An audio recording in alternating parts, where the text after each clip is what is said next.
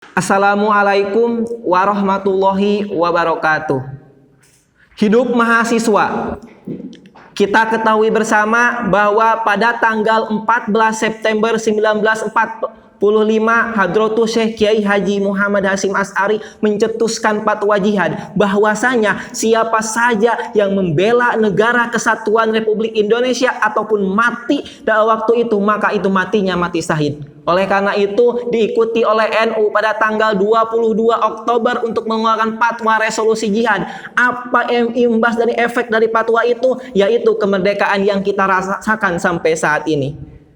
Kawan-kawanku semua, tahukah kalian kampus yang akan nanti kalian injak, udara yang akan kalian hirup ataupun tembok yang akan kalian sentuh merupakan jasa dari para alim ulama dan juga perjuangan para rakyat.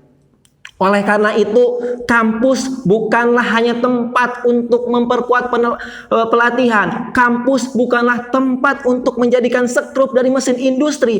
Kampus juga bukan hanya tempat untuk kalian menimba pendidikan, tapi kampus harus menjadikan tempat bagaimana kalian tidak termasuk orang-orang yang berbau kapitalis. Oleh karena itu, tugas mahasiswa itu tidak sederhana. Masuk kelas, dengerin dosen, ngisi absensi, pulangnya ngerjain tugas. Tetapi tugas mahasiswa juga bukan hanya memperbesar ataupun menaikkan nilai IPK saja.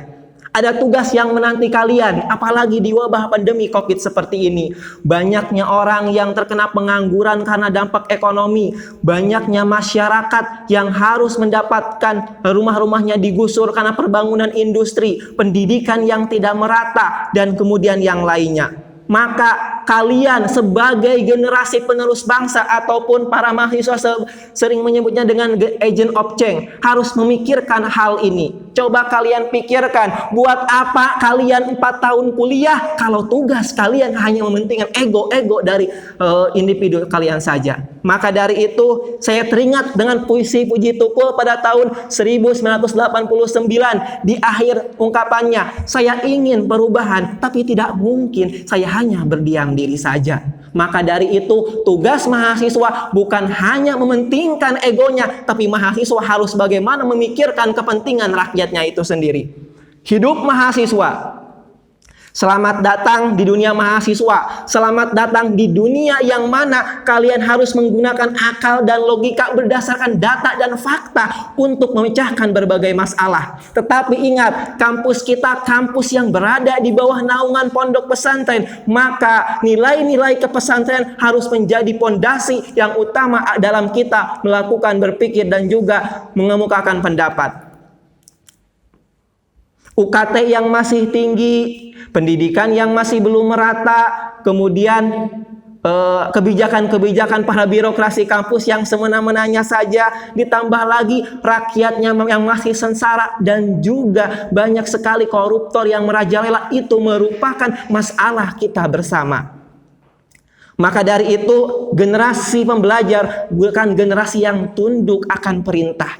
Kalian bukan hanya produk, kalian bukan hanya robot, tapi kalian generasi yang harus bisa memberikan perubahan untuk bangsa. Generasi pembelajar harus dididik berdasarkan mimpi dan imajinasi.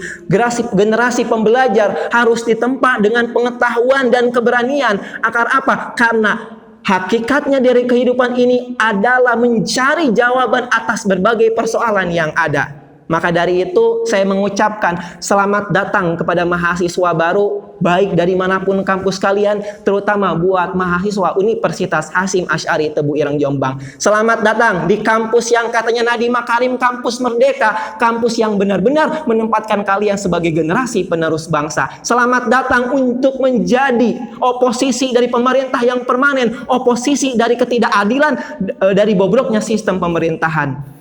Sebelum saya menutup pembicaraan saya pada hari ini, saya akan menyampaikan sebuah pantun.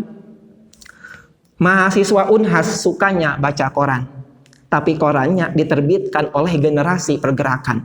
Kalau kalian pengen jadi mahasiswa yang punya hati nurani untuk perubahan, jangan jadi mahasiswa yang apatis terhadap keadaan. Hidup mahasiswa. Oke, terima kasih dari saya. Wabillahi taufiq wal hidayah, waridho wal inayah. Wassalamualaikum warahmatullahi wabarakatuh. Wes kan.